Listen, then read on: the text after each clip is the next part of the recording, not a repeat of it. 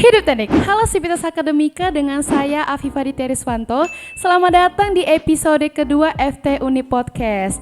Di episode kedua ini pastinya nggak kalah menarik dan spesial karena kita juga menghadirkan gestar yang nggak kalah luar biasa nih.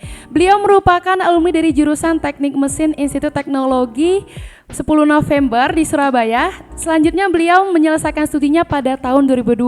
Setelah itu beliau melanjutkan studi S2-nya di universitas yang sama di jurusan Teknik Mesin atau Rekayasa Konversi Energi, dan beliau menyelesaikan studinya pada tahun 2009. Setelah itu beliau melanjutkan studi S3-nya di University of Southampton, lebih tepatnya di Department of Hydropower Converter in United Kingdom. Dan sekarang beliau menjabat sebagai Wakil Dekan 1 Fakultas Teknik Universitas Bengkulu. Pasti Sivitas Akademika kepo nih, kira-kira siapa gitu. Mari kita sapa Bapak Helmizar STMT PhD. Selamat siang Bapak. Selamat siang. Apa kabarnya Bapak? Baik? Alhamdulillah. Alhamdulillah. Terima kasih Bapak karena telah meluangkan waktu untuk bisa hadir pada podcast siang hari ini. Baik Pak, pastinya di podcast pada siang hari ini kita bakal membicarakan tentang perkuliahan. Dan juga kami minta sharing nih Pak tentang pengalaman Bapak studi di luar negeri. Pastinya sangat berguna bagi kami semua ya Pak ya. Sebelum itu Pipa mau nanya nih Pak, misalnya kalau kita flashback ke tahun 2021, kira-kira menurut Bapak ada nggak sih momen yang memorable atau yang berkesan bagi Bapak di tahun 2021? Silakan Bapak. Momen yang berkesan gitu ya. Yap.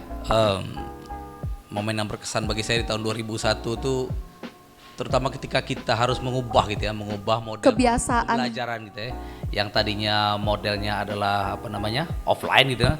Kemudian serta-merta kita harus merubah semuanya menjadi online, dan 2021 itu juga terjadi peningkatan kasus Covid yang lebih signifikan. Saya tahu memang 2020 memang sudah terjadi, tapi tahun 2021 lebih lagi ya Pak ya. Peningkatannya lebih signifikan, sehingga banyak pengetatan yang kita lakukan yang berimplikasi pada polisi-polisi di bidang akademik juga. Saya kira itu. Oke.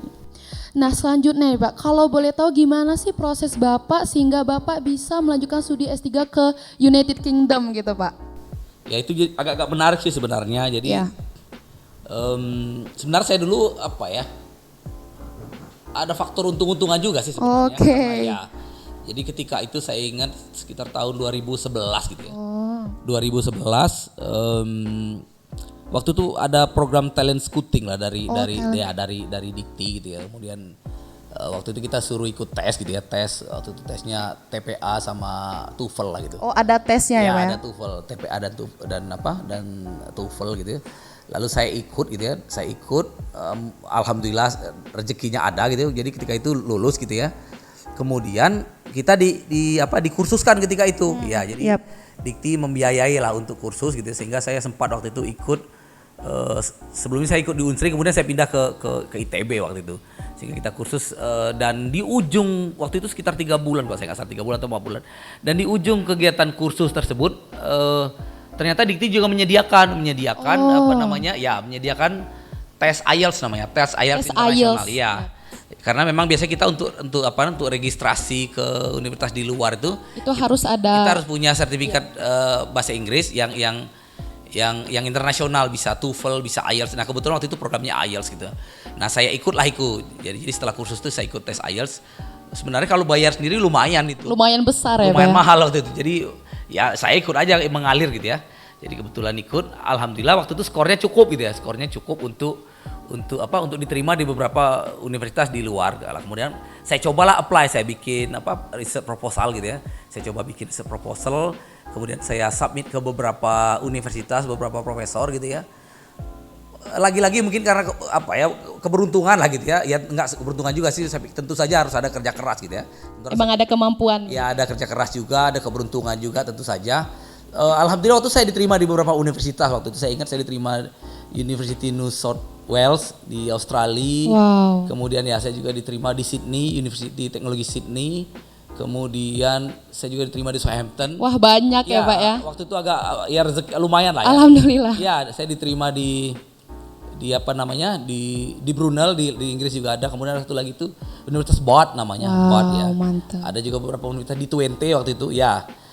Setelah itu saya timbang-timbang, akhirnya saya memilih waktu itu ke University Southampton.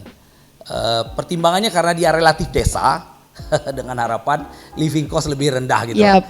Waktu itu pertimbangan saya, dan ketika saya cek di rankingnya kan ada kita bisa cek di ranking universitas gitu ya.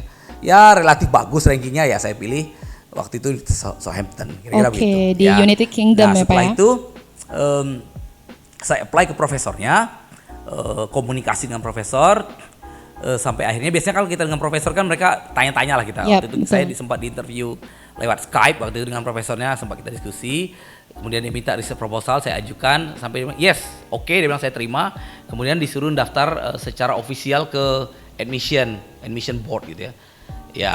Ya lalu kita daftar ke admission board karena sudah mengantongi approval dari calon supervisor, sehingga ya dan syarat-syarat biasanya dia minta syarat background sebelumnya gitu, artinya prestasi akademik sebelumnya, kemudian rekomendasi standar lah saya kira, kemudian research proposal, kemudian waktu itu kebetulan saya punya skor IELTS gitu ya, skor IELTS yang diminta, kemudian saya kirim itu semua, alhamdulillah diterima, sehingga dapat waktu itu LOA namanya, letter of acceptance gitu ya. Nah, dapat letter of acceptance, waktu itu letter of offer istilahnya begitu ya. Dan waktu itu posisinya kan dia ketika kita nerima surat penerimaan itu biasanya ada dua, ada conditional, biasanya rejected gitu ya, conditional atau unconditional gitu. Yang paling bagus tuh unconditional, artinya kita diterima dengan tanpa syarat gitu. Nah waktu itu saya dapat unconditional, kemudian, ketika itu juga Dikti ada program waktu itu, program untuk menyekolahkan lah beberapa dosen di PTN ataupun PTS, as long as memenuhi requirement mereka, ada LOE gitu ya, ada requirement mereka. Ada syarat-syaratnya. Ya, ada syarat-syaratnya, requirement. Ya sudah saya coba apply gitu ke Dikti, saya sudah punya LOE juga kan. Nah, kemudian dari situ ya udah ikut proses seleksi, administrasi, interview dan seterusnya sampai akhirnya ya saya di award dapat diterima grant itu ya. Saya kira seperti itu. Oke Bapak, mungkin selama Bapak di luar negeri itu, selama menjalankan studi, ada nggak sih makanan Indonesia atau masakan rumah yang pasti dikangenin gitu? Pasti ada kan Pak ya? Oh ya, ya agak menarik itu. Biasanya makanan kita tuh kebetulan saya asli darah saya dari Sumatera Barat gitu. Oh, ya. Padang ya, jadi pedas begitu ya. Jadi ketika sekolah luar negeri itu memang kita agak sedikit problem dengan makanan gitu. Kebetulan lidah saya ini lokal banget gitu lah. Sangat lokal. Ya, jadi saya sulit makan makanan yang western tuh sulit gitu lah. Sehingga ya mau nggak mau saya harus masak gitu ya, semampu saya gitu ya. Plus belajar dari YouTube lah gitu ya. Belajar dari YouTube gitu, belajar itu. Kemudian terkait dengan makanan gitu saya suka rendang gitu. Saya suka rendang dan rendang complicated gitu ya. Masaknya juga rumit gitu kan ya. Nah, ketika di sana itu kebetulan ada mereka tuh juga ada jual kebetulan. Jadi makanan tuh yang bumbunya sudah jadi gitu. Nah, kayak bumbu rendang itu sendiri ya Pak? Jadi rendang tuh sudah ada sebenarnya bumbu jadi gitu. Jadi kita masak itu bumbunya sudah jadi gitu. Kita tinggal paling kita tambahin santan gitu ya. Kira-kira gitulah ya. Kasih cabai seperti apa yang kita ingin, pedasnya kan kira-kira gitu. Nah, jadi rendang yang waktu itu yang mengangenin, tapi ya saya penuhi dengan cara saya sendiri gitu ya. Masak walaupun ya mungkin bumbunya agak minimal tapi ya not bad lah gitu. Kira-kira begitu. Nah, agak menarik gitu ya. Saya pernah coba gitu ya. Rendang yang saya masak tuh saya bawa ke lab. Oh, dibawa ke lab? Ya, saya bawa ke lab. Jadi kebetulan saya agak dekat lah sama teknisi lab waktu ya, itu. Benar. Ya, teman lah gitu ya. Saya masak, saya bawa ke dia, saya kasih ke dia. Oh, dia suka banget. Jadi memang makanan kita tuh raja gitu. Bumbunya luar biasa ya Pak? Masakan Asia ini memang raja lah. Jadi mereka sangat kemungkinan besar bisa menerima makanan kita, sementara kita belum tentu bisa menerima makanan mereka di lidah kita gitu. Jadi gitu, memang rendang saya kira ya saya itu. Oh, jadi rendang yang paling Bapak kangenin gitu ya. Oke Bapak, selama di luar negeri Bapak waktu pertama datang itu merasakan culture shock nggak sih Pak? Tentang budayanya gitu. Ada sih, ada. Tetapi saya ingat waktu itu ketika saya sampai di sana, kekhawatiran akan culture shock itu tereduksi karena ternyata komunitas PPI gitu ya, Persatuan Pelajar Indonesia itu cukup kuat gitu. Jadi saya ingat waktu saya pertama sampai itu saya dijemput oleh teman saya gitu ya, Pak Dwi, sekarang dia jadi wakil rektor 4 di Undip gitu dia waktu itu. Ya, waktu itu dia jemput saya di bandara waktu itu saya ingat. Jadi saya waktu itu cukup merasa homey lah, karena teman-teman banyak, orang Indonesia banyak gitu lah. Ya homey lah. Jadi kita waktu itu setiap hampir setiap minggu selalu ada acara, jadi kayak ada pengajian gitu. Yang ngisi ya ganti-gantian gitu. Berarti tidak terlalu terkejut ya Pak? Karena Nggak terlalu sih sebenarnya, ya paling kita terkejutnya kuliah lah. Saya kan Oke. waktu itu ada juga lah kuliah gitu ya. Waktu kuliah itu, biarpun waktu itu bahasa Inggris saya literally cukup gitu ya, tetap aja Yap. kan kita dengar kuliah tuh nggak beda lah dengan kita kuliah. Nggak di Indonesia. 100% gitu Iya, ya? jadi saya waktu dosen ngomong itu saya mesti dengar dia ngomong apa, mesti kita apa ya, mesti delay lah gitu. Yap. Itu saya alami lah di mungkin 3 bulan, 2 bulan pertama lah itu. Ya sekira 2 bulan pertama itu kita mesti delay, mesti saya record itu. Dia ngomong apa ini. Kadang-kadang dia ngelucu gitu ya. nggak paham ya Pak ya? Profesornya lucu, orang ketawa, saya nanya. Dia ngomong apa? Terus diceritain baru saya paham. Oh, baru saya ketawanya belakangan. Kira-kira Terlambat ketawanya. Iya, kira-kira ya, tapi ya saya kira-kira yang kayak gitu-gitu orang alami semua lah. Iya benar. Ya mungkin 2 bulan pertama, setelah Yap. itu ya relatif get used to. Sudah terbiasa ya, ya, Pak ya? telinga kita udah mulai biasa, saya kira seperti itu. Oke, kalau misalnya kita ngomongin tentang sistem pembelajaran nih Pak, Ya. ada nggak sih Pak perbedaan sistem pembelajaran di Universitas Southampton dengan universitas yang ada di Indonesia gitu Pak? Perbedaan sistem pembelajarannya? Iya, kebetulan waktu itu saya kan ikutnya program PhD gitu ya. Yap. Program PhD yang bisa saya ceritakan yang persis gitu lah, yang apa yang saya alami gitu ya. Jadi kalau di Southampton itu di program-program saya ikuti, jadi dia modelnya research based gitu. Oh, research Ya, based. jadi research based. Jadi kita ya PhD itu ya research gitu. Jadi kita membuat penelitian, walaupun ada apa namanya, ada kuliah lah minor gitu, dan itu kategorinya hanya pass or fail gitu loh. Saya pun nggak tahu nilai saya berapa. Dia kategorinya hanya pass or fail gitu. Jadi ketika kita pas ya kita lanjut proses gitu sampai kita yang terakhir itu viva gitu ya. Jadi defense PhD kita. Kuliah ada sampaikan tadi, tapi itu hanya nggak ada di transkrip, nggak ada. Kita hanya kuliah pass or fail gitu. Saya juga nggak tahu apa kriteria pass itu berapa, saya juga nggak begitu paham. Dan kuliah yang diambil tuh yang memang itu diminta oleh profesor supervisor kita, dia suruh kita ambil mata kuliah A, B, C, D yang memang ada kaitan langsung dengan dengan research kita gitu, yang memang ada kaitan langsung dengan research kita. Sementara kalau di Indonesia yang saya tahu kalau S3 itu kan kita tetap harus ada kuliah gitu. Yap. Rasanya 1 tahun pertama itu kan memang kuliah. Harus gitu. kuliah ya Pak ya? Jadi kira-kira kalau di sana memang dari tahun pertama itu kita sudah kita sudah penelitian gitu. Jadi modelnya ada kalau waktu itu ada 3 milestone istilahnya. Jadi milestone pertama itu kita bikin research proposal gitu.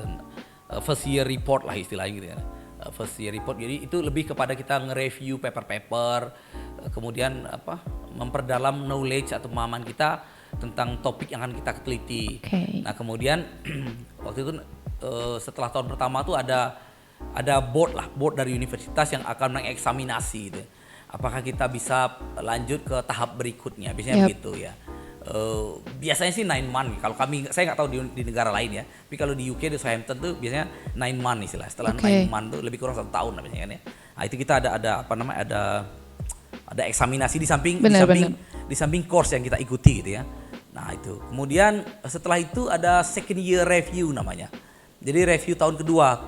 Biasanya tahun kedua tuh kita sudah mulai ada hasil. Biasanya kan tahun pertama tuh hanya review literatur gitu ya. Lalu background knowledge kita akan bidang tersebut gitu. Kemudian tahun kedua tuh kita sudah mulai research, sudah mulai ada hasil. Istilahnya preliminary result lah gitu ya. Kira-kira gitu ya. Dan itu memang tetap ada defense juga gitu loh. Defense juga di hadapan board juga gitu loh. Cuman ketika tahun kedua itu kita hanya defense-nya itu di depan internal board namanya. Jadi pengujinya itu hanya internal. Dan profesor kita juga ikut mereview kita ketika itu biasanya gitu. Nah, biasanya yang paling terakhir itu adalah di third year review gitu. Walaupun faktanya jarang juga orang bisa tembus 3 tahun itu jarang. Saya sendiri waktu itu juga 3 tahun Lebih setengah. Lebih dari 3 tahun ya Pak ya? Saya sendiri juga waktu itu 3 tahun setengah gitu. Jadi biasanya di akhir di terakhir itu di masa terakhir gitu biasanya mereka mengundang external examiner. Kasus saya waktu itu penguji saya dari Bulgaria gitu. Jadi memang biasanya ada penguji eksternal dan penguji internal.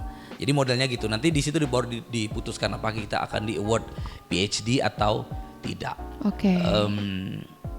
Saya kira itu yang bisa saya sampaikan terkait dengan proses pembelajaran yang ada di Inggris. Oke, ini pertanyaan yang mungkin ditunggu-tunggu oleh Civitas Akademika ya Pak ya. Apa sih persiapan yang harus dilakukan oleh mahasiswa yang kira-kira berminat untuk melanjutkan studi S3 keluar gitu Pak, atau studi ke luar negeri? Apa aja sih Pak? Apakah mereka harus memulai les bahasa asing dulu atau bagaimana? Silakan Bapak. Oke, ya ini menarik gitu ya. Yang pertama adalah tentu saja bahasa Inggris gitu ya. Nggak ada apa ya, nggak ada pilihan lain, harus itu. Ya, gitu. harus bisa ya Pak. Hanya itu pilihannya. Jadi kita harus memang memperbaiki bahasa Inggris. Terkait dengan bahasa Inggris gitu, saya sendiri terus terang saja, saya juga bukan dari keluarga yang mampu gitu ya, yang menikmati kursus bahasa Inggris dari SD enggak. Terus terang saya nggak pernah kursus, saya hanya belajar reguler apa yang saya nikmati. Otodidak. Ya, nggak otodidak juga sih. Belajar dari ada sekolah lah. Dari sekolah kita belajar kan. SMP, SMA, saya SD belum belajar bahasa Inggris ya. SMP, SMA, kemudian waktu itu saya kebetulan dulu saya kuliah di ITS gitu ya. Waktu itu zaman saya itu ITS itu dapat Q Project namanya.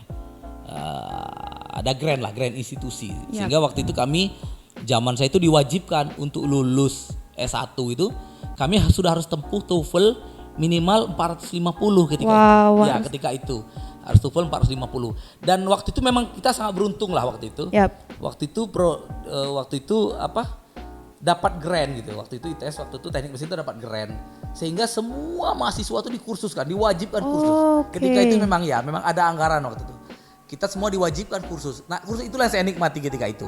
Oh, yang dimanfaatkan ya Pak ya. Waktu itu itulah yang saya nikmati ketika saya ingat. Itu kursus yang saya nikmati. Sehingga waktu itu banyak sih orang yang TOEFL awalnya ya cuman 400 gitu ya, 400 mepet gitu. Nah mungkin kecelakaan tanda positif gitu ya. Kecelakaan kebablasan bisa sampai 500 gitu ya. Kelewat malah dengan dari standar itu. Cuma 450. Jadi cukup banyak orang yang waktu itu seperti itu. Tetapi begini yang ingin saya katakan, sebenarnya itu cuma kebetulan ada salah satu jalan gitu ya. Sebenarnya kita juga bisa belajar sendiri kok sebenarnya. Apalagi zaman dulu yang sekarang berbeda ya. Kalau zaman dulu kan informasi itu terbatas gitu ya. Kalau zaman sekarang internet sosial sudah media, banyak, YouTube gitu ya. Fasilitas kursus itu udah banyak sekali tersedia online. Jadi artinya barrier hambatan itu relatif sekarang jauh lebih kecil lah dibanding dulu saya kira. Sehingga katanya kursus belajar bahasa Inggris itu sudah banyak kita lakukan secara mandiri gitu. Sudah banyak bisa kita lakukan secara mandiri. Saya pun sampai hari ini masih belajar terus terang. Masih harus belajar. Kita bisa manfaatkan yang gratis-gratisan itu. Apalagi saat ini Anda nggak mau sekolah ke luar negeri pun UNIP sudah punya target saya kira ya. TOEFL kita tuh sekarang peraturan rektor yang nomor 25 itu sudah tetapkan harus 400. Sebenarnya nggak tinggi-tinggi amat, sebenarnya nggak 400 cuman kan. Sehingga mau nggak mau Anda harus belajar, harus asah diri, harus keras dengan diri sendiri gitu ya. Harus begitu. Syukur-syukur nanti kebablasan. Target kita 400, dapatnya sampai 580. Who knows? Nggak tahu kan, bisa jadi kan. Selama kita ngotot ya, selama kita berusaha bekerja, percayalah nanti akan ada saja peluang-peluang, kesempatan Anda untuk dapat sertifikat yang internasional yang bisa dipakai untuk mendapatkan scholarship gitu loh. Sebenarnya peluang tuh banyak. Sehingga zaman saya dulu tuh LPDP itu menyediakan banyak sekali. Waktu itu pemerintah menyediakan banyak sekali. Ya situasi keuangan nggak seperti sekarang. Saya tahu sekarang kan memang lagi COVID ya, sehingga banyak refocusing anggaran gitu ya. Tetapi mungkin akan ada saatnya di mana nanti anggaran untuk scholarship itu berlebih gitu ya. Tetapi ketika kita sudah siap, kita siap untuk mengambil peluang itu. Benar. Mengambil peluang itu. Jadi menurut saya memang bahasa Inggris. Kemudian di samping bahasa Inggris adalah tentu saja aktivitas akademiknya gitu. Perkuliahan Anda, karena pengalaman saya supervisor nggak akan serta-merta memberikan Anda LOE gitu. Dia tetap akan melaksanakan interview, dia akan gali. Harus memenuhi syaratnya juga. Dia akan gali background kita juga, dia nggak serta-merta percaya dengan transkrip akademik kita gitu. Tetap aja dia akan gali potensi yang kita miliki. Tetap aja dia akan datang. Itu yang ketiga paling penting adalah saya pikir adalah karakter gitu. Kita harus positive attitude gitu. Itu yang paling penting. Kerja keras gitu ya. Kerja keras.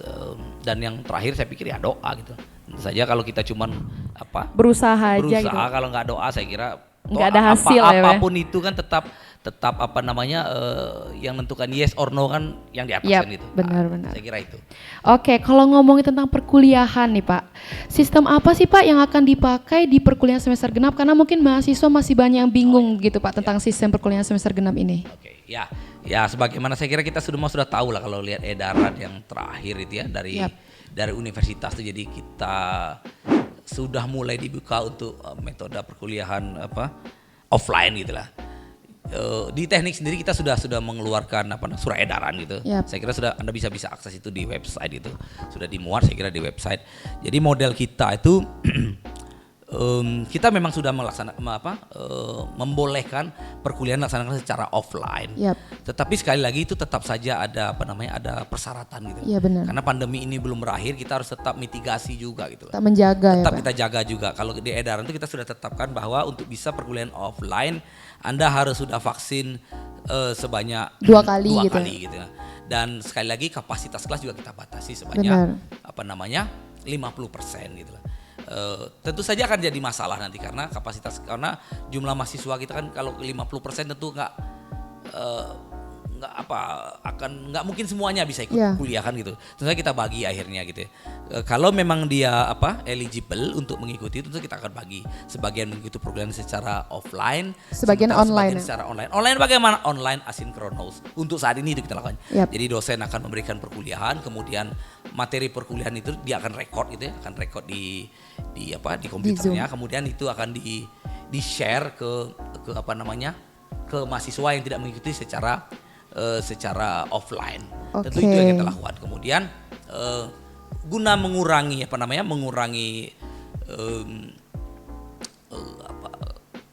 gerombolan orang gitu ya, kerumunan lah gitu ya. Maka untuk saat ini kita belum berikan perkuliahan untuk secara offline untuk mahasiswa semester 2. Baru kita berikan kuliah untuk mahasiswa semester 4 ke atas. Saya kira itu untuk sementara. Sementara kita akan monitor lah gimana eskalasinya. Nanti kalau memang memungkinkan kita buka, akan kita buka pelan-pelan gitu. Ini selalu kita akan monitor ini. Seminggu ini kita akan monitor terus. Saat ini itu kebijakan kita keluarkan. Nah, kemudian bagaimana kita untuk menggaransi bahwa mahasiswa ini eligible gitu untuk mengikuti perkuliahan secara luring gitu kan ya. Nah, jadi saya sudah data itu sebenarnya siapa yang sudah vaksin 2 kali, itu sudah data, dan per data update tanggal 14 Januari kita sudah punya sekitar 800 sekian jumlah mahasiswa kita yang lumayan ya Pak ya. Ya, kira-kira 40% lah, kira 40%. Nah, kemudian kita sudah akan terbitkan pascard lah itu. Kartu pas untuk mahasiswa yang eligible untuk mengikuti perkuliahan secara offline.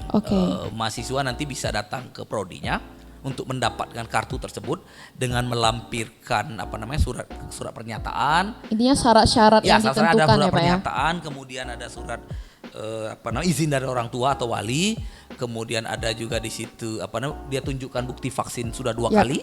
Kemudian juga ada lampirkan foto untuk kita tempelkan di pascard, kemudian akan distempel. Kemudian ketika nanti kita akan monitor di GB5, jadi orang perkuliahan diikuti oleh orang yang mempunyai pascard tersebut. Sementara kita monitor nanti, kita juga berharap kalau bisa perkuliahan secara offline, tapi kita akan monitor itu secara pelan-pelan. Saya kira itu. Ya. Kemarin saat mewawancari Pak Dekan, saya ada mengambil satu kata nih Pak. Pak Dekan bilang bahwa pembelajaran daring ini mengharapkan mahasiswa itu lebih mandiri gitu Pak. Nah, menurut Bapak kata-kata mandiri ini sudah terwujud belum Pak di beberapa tahun belakangan ini, khususnya di Fakultas Teknik ya Pak ya? Iya. Susah juga menjawabnya. Karena begini, kasus itu case by case gitu loh. Ada beberapa mahasiswa yang memang dia mampu untuk dapat itu. Benar. Tetapi kalau secara umum gitu memang belum gitu. Memang saya melihatnya gitu. Sebenarnya karena mahasiswa itu kan sudah dewasa gitu ya. Memang sangat diharapkan untuk pembelajaran mandiri. Kedepannya pun kita memang harus belajar mandiri. Kita ini sebenarnya manusia ini kan pendidikan tinggi itu yang bagusnya kan mencetak manusia itu untuk long life learning gitu ya. Benar. Jadi even Anda sudah lulus sarjana pun nanti Anda harus belajar mandiri. Dalam kehidupan ini banyak hal-hal baru yang kita harus belajar sendiri gitu, yang kita harus belajar sendiri. Nah, ini adalah kesempatan kita untuk belajar secara mandiri. Saya katakan memang belum ya Pak, belum sepenuhnya gitu. Belum Pak. sepenuhnya, tetapi nggak ada pilihan lain. Memang situasi ini harus kita hadapi. tentu saja Anda sebenarnya nggak mandiri-mandiri amat juga gitu. Yap. Karena ketika walaupun perkuliahan secara daring gitu kan, toh dosen biasanya juga memberikan materi itu lewat lewat WhatsApp group, lewat Zoom gitu ya Pak. Lewat Zoom, kemudian lewat e-learning kita gitu ya. Anda juga tetap bisa melakukan konsultasi via WhatsApp gitu ya. Kemudian biasanya juga saya pribadi misalnya saya selalu memberikan di samping teori gitu ya. Saya juga memberikan contoh-contoh soal yang bisa dilihat gitu. Untuk bisa dipelajari lebih jauh untuk memahami teori dasarnya. Jadi kalau ditanya apakah sudah mandiri? Saya kira belum, tetapi kita harus tetap berusaha ke arah itu. Saya kira itu. Kalau berbicara tentang kegiatan akademik nih Pak, sekarang pemerintah menginstruksikan kampus Indonesia untuk menyelenggarakan kurikulum MBKM. Itu gimana tanggapan Bapak tuh Pak? MBKM adalah ide baru gitu ya, ide baru daripada Mas Menteri gitu ya. Apakah itu sulit? Memang sulit, karena ketika kita implementasinya nggak mudah gitu ya, sulit. Iya benar. Karena beberapa kegiatan itu memang sangat sulit untuk kita cocok-cocokan gitu dengan kurikulum kita yang ada, karena kurikulum itu disusun kan untuk mencapai capaian pembelajaran gitu. Jadi ibaratnya seperti sebuah piramida gitu ya. Sebuah piramida. Ilmu itu kan begitu, sebuah piramida. Jadi ketika Anda bergelar sarjana arsitektur gitu misalnya, Anda kan disusun berdasarkan mozaik beberapa knowledge gitu ya. Sedemikian rupa sehingga Anda mencapai kompetensi sarjana arsitektur. Saya kira seperti itu. Benar.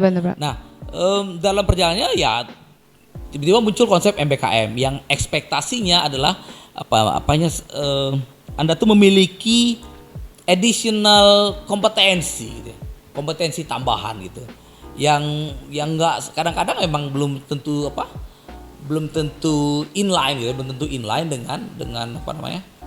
dengan kompetensi utama daripada prodi yang Anda ikuti. Kira-kira seperti itu. Misal sebagai contoh begini.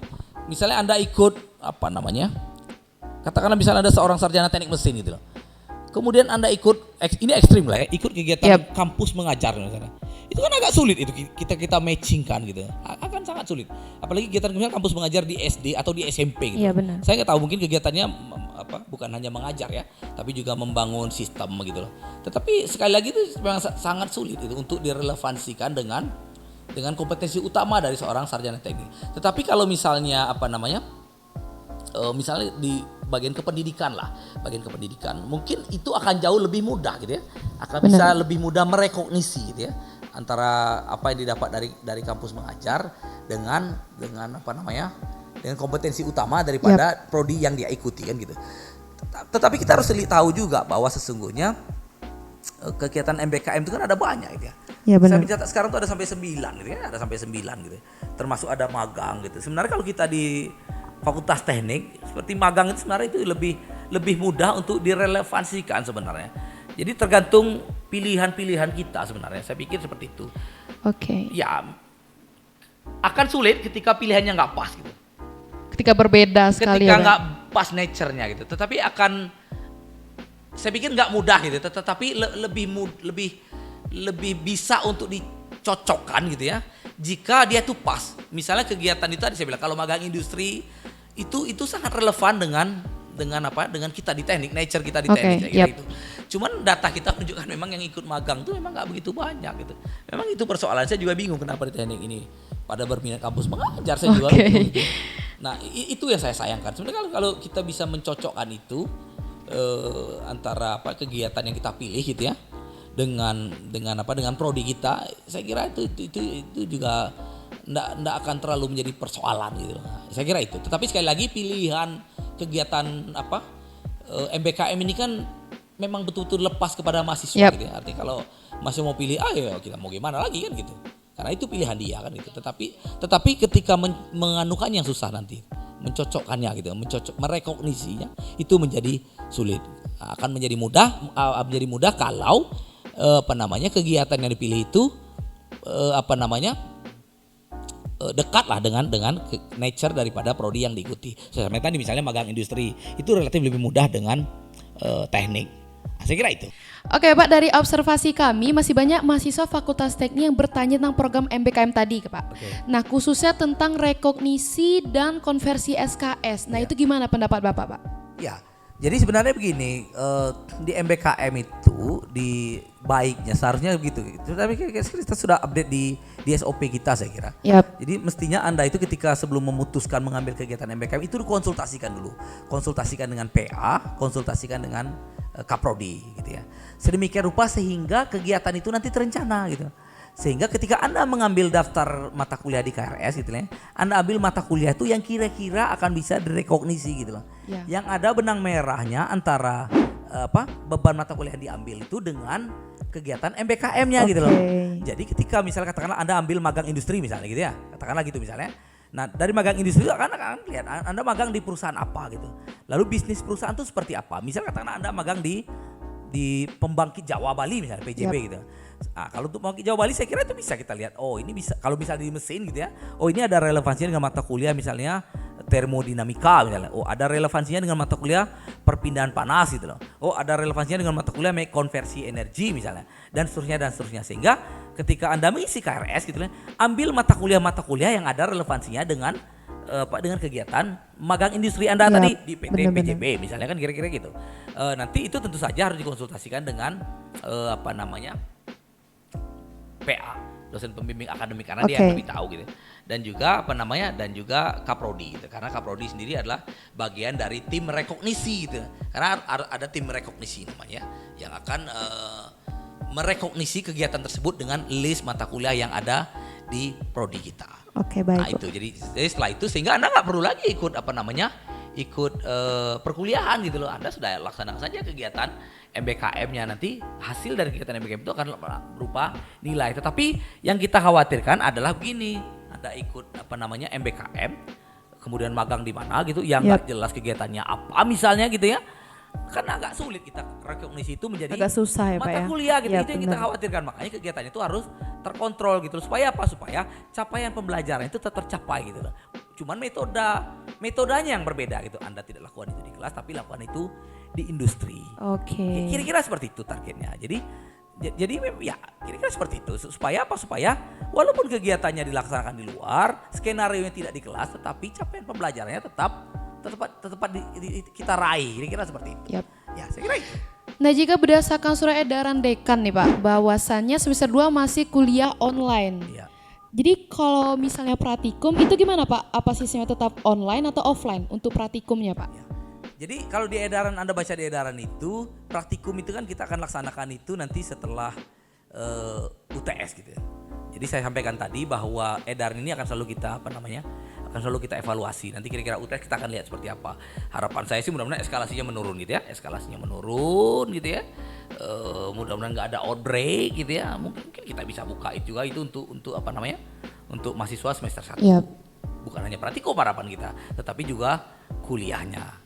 Nah, kira-kira seperti itu. Jadi untuk praktikum memang kita di edaran itu bisa dilihat itu bahwa itu memang kita kita lihat nanti. Kemungkinan akan laksanakan setelah setelah UTS. Oke. Nah, berdasarkan surat edaran dekan juga nih Pak tentang perkuliahan semester ini. Katanya perkuliahan semester ini hanya dilakukan 50% saja Pak dari kapasitas ruangan. Jadi semisalnya mahasiswa kapasitas ruangannya 100 orang, 50, jadi 50 yang katakanlah melaksanakan 50, kuliah kan Pak. Jadi prinsipnya itu sebenarnya itu kapasitas ruang atau jumlah mahasiswa sebenarnya prinsipnya itu Pak? Kapasitas ruang. Oh, jadi, kapasitas ruang ya Pak. Kita itu kan ada 20 sebenarnya, tapi dikurang 3 karena 3 itu ada ruang ruang seminar, ada ruang monitoring gitu ya. Jadi ada 17 kira-kira 17 ruang.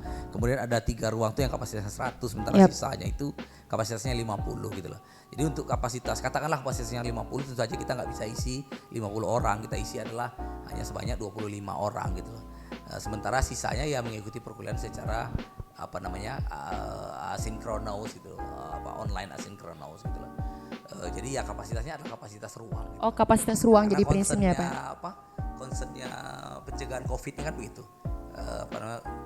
Kapasitasnya itu kan okupansi itu kan hanya 50% gitu. Kira-kira seperti itu. Oke. Sebagai syarat perkuliahan tatap muka, gimana sih Pak teknis penerbitan kartu pas itu sendiri Pak? Oh iya.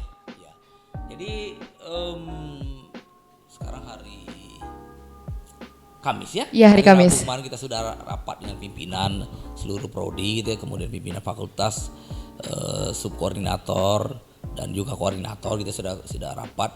Kita sudah terbitkan gitu, sudah bikin template daripada kartu pas gitu ya. Kartu pas nanti prodi akan mencetak kartu pas itu, kemudian mahasiswa datang gitu menyerahkan syarat-syarat itu tadi. Ada surat pernyataan gitu, surat izin orang tua, kemudian bukti vaksin sudah 2 kali, kemudian dia menyerahkan foto gitu 3 kali 4 saya kira ya. Itu nanti ditempel di kartu pasnya. Kemudian prodi akan stempel di kartu tersebut bukti bahwa mahasiswa ini eligible untuk mengikuti perkuliahan secara offline gitu. Lalu setelah stempel nanti diserahkan ke mahasiswa yang bersangkutan. Kemudian ada juga nanti dikasih ada kayak card case lah gitu ya. Kayak card case gitu supaya bisa dipasang di mahasiswa sebagai identitas gitu. Saya kira udah bisa dilakukan mulai besok saya kira itu. Oke. Ya, udah mulai. Jadi Bapak masih banyak mahasiswa yang bingung nih Pak. Ya. Kita kan memulai perkuliahan pada tanggal 24. Ya. Nah itu syaratnya harus vaksin 2 kali nih Pak. Ya. Nah kalau misalnya mahasiswa ini vaksin keduanya itu minggu depan nih Pak jatuh temponya. Sedangkan 24 Januari itu udah mulai perkuliahan. Kira-kira dia boleh berkuliah secara offline atau tidak Pak? Ya jadi gini, kebijakan itu data itu sebenarnya udah lama disebarkan gitu ya. Sudah lama banget. Jadi kita sangat berharap sekali data itu diisi karena kita harus mengambil kebijakan, harus mengambil keputusan gitu lah. Jadi waktu itu saya udah berkali-kali saya kira kita sosialisasi itu ya. Dan in the end kita harus ngambil keputusan gitu, sampai akhirnya kira-kira seminggu yang lalu gitu datanya kita compile gitu lah. Karena data itu juga nggak bersih, itu biasanya ada mahasiswa yang ngisi 2 kali gitu ya. Karena itu kan Google Form ya. Kayak open polling lah kira-kira gitu ya. Jadi data yang saya dapat waktu itu masih ada mahasiswa fisik gitu, ekonomi ya. Jadi datanya memang betul-betul waktu itu masih mess up lah gitu. Lalu saya bersihkan, saya buang semua yang dari selain teknik, kemudian ada juga yang ngisi 2 kali atau 3 kali gitu ya. Saya clear up sehingga baru kita dapat data akhirnya itu kira-kira update itu sekitar tanggal 14 Januari kemarin tuh. Sehingga ya kita harus ambil decision kan gitu. Yes, ini yang sudah 2 kali vaksin yang baru bisa kuliah. Kita sudah rilis datanya bahwa nanti ada update gitu ya, ya tentu saja kita nggak bisa rubah-rubah kebijakan tiba-tiba gitu. Saya katakan tadi edaran ini sudah kita luncurkan, sudah kita rilis. Tentu saja akan ada monitoring gitu ya. Akan ada evaluasi dalam perjalanannya. Tetapi tentu saja nggak mungkin dalam seminggu 2 minggu ini kan gitu, saya kira gitu. Jadi setidaknya nanti selambat-lambatnya UTS gitu. Sampai dengan UTS kita akan monitor lah itu. Tapi percayalah dalam perjalanan kita akan selalu monitor. Selalu kita monitor. Bisa saja nanti kalau ternyata kita bisa nih nambah lagi gitu ya. 2 minggu kemudian bisa saja. Tapi yang bisa saya katakan pada saat ini adalah yang boleh kuliah offline adalah yang datanya sudah kita miliki. Itu yang bisa saya katakan. Jadi intinya mahasiswa yang boleh kuliah offline itu yang sudah vaksin 2 kali ya Pak? Yang kita sudah punya datanya. Gitu. Nah untuk teknis 50% itu seperti apa sih Pak? Apa diserahkan kepada dosen atau berdasarkan ganjil genap atau seperti apa itu sistemnya Pak? 50%? Ya teknis 50% tadi. Datanya kan kita sudah punya tuh, datanya saya sudah punya. Kalau dari data yang ada itu sebenarnya kalau saya lihat perangkatan itu sebenarnya pasti 50% akan terpenuhi gitu nanti. Bahwa ya mungkin ada mahasiswa yang mengulang mata kuliah tertentu gitu ya. Itu memang kekhawatiran. Nanti itu ya pandai-pandai bisa lah nanti. Artinya bisa dipindahkan. Kita biasanya kelas kita kan ada paralel ya. Kelas A, kelas B gitu ya. Saya kira itu bisa kita pindahkan aja nanti ke kelas bisa katakanlah kelas A menjadi penuh gitu. Katakanlah kapasitas 25 ya. Katakanlah misalnya 30 gitu misalnya. Nanti kan bisa jadi di kelas B-nya kan bisa jadi cuman katakanlah 18 atau 20 gitu. Sehingga bisa kita pindahkan lah itu. Saya kira itu. Jadi teknisnya saya kira nanti di lapangan akan bisa terlihat lah itu apa yang harus kita lakukan. Untuk mahasiswa yang melakukan seminar proposal, seminar hasil, seminar sidang skripsi itu sistemnya offline atau tetap online nih Pak? Jadi kalau Anda baca di edaran itu saya kira bagian terakhir gitu tentang tugas akhir dan seminar itu. Seminar kita laksanakan secara offline. Offline ya Pak offline ya. Tetapi tidak boleh dihadiri oleh banyak orang peserta gitu. lain secara fisik. Oh, oke. Secara fisik. Jadi Anda boleh jadi bisa saja kita lakukan seminarnya atau seminar hasil atau ya. Kita lakukan itu secara offline antara penguji dan dan mahasiswa gitu. Tapi kan itu bisa kita blended dengan learning dengan online ya, dengan online sehingga kawan-kawannya bisa mengikuti bisa melihat lewat online ya Pak ya. Secara online saya kira itu. Oke, sepertinya penjelasan Bapak Helmizar tadi sudah menjawab beberapa pertanyaan dari Civitas Akademika lainnya. Sekali lagi terima kasih Bapak Helmizar karena telah memberi informasi yang sangat penting dan pastinya berguna untuk Civitas Akademika lainnya. Baik Civitas Akademika, saya pamit undur diri, sekian, see you on the next episode. Hidup Teknik.